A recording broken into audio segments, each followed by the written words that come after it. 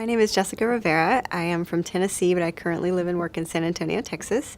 And I was honored to receive an award from the Lengthening and Reconstruction Society to participate in the Traveling Fellowship. I went to a medical school at the University of Tennessee in the wonderful town of Memphis. And I was trained in orthopedic surgery by the U.S. military at San Antonio Military Medical Center. And after that, I just stayed there. My name is Anire Bafo. I'm from Nigeria.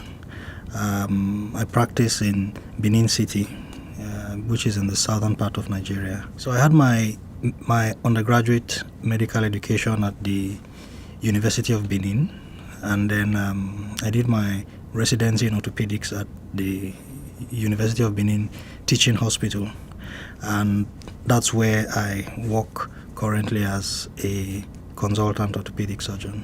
It's the largest hospital in the state. It has 7 orthopedic surgeons, and orthopedic surgery there is a 54-bedded practice.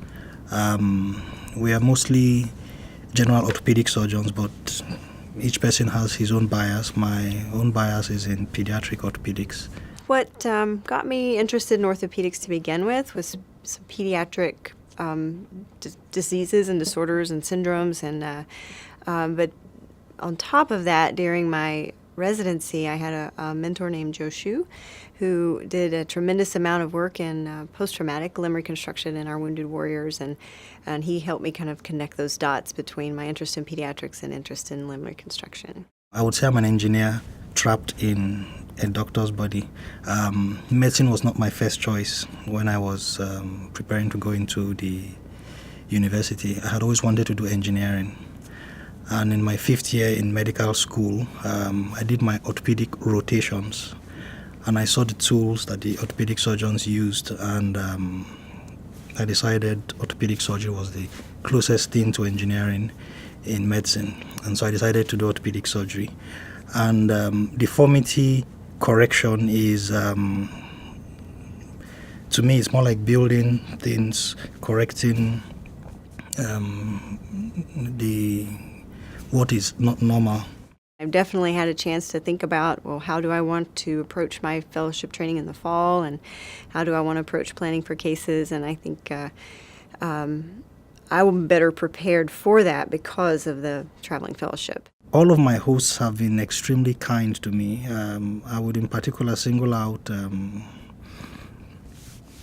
Dr. Yopes in Ohio, Dr. Podeswa in Scottish Rite here, Dr. Heisenberg also in Baltimore. The depth of kindness is not something I am used to, and I'm exceedingly grateful to them for the amount of kindness they've shown to me. I think that I will be at least headed into my training with an exposure to a lot of different attendings' approaches to planning cases and preparing for cases, and I think that that's extremely valuable because I can then refine my own way of doing things, taking the tips and tricks from all of the folks that have spent time with us. It's put a lot of things in a different perspective for me, and it would certainly lead to a change in my practice. I would encourage the LLRS to maintain the program. It's absolutely beneficial. I think there's a lot to gain from the 4 weeks that is earmarked for the program.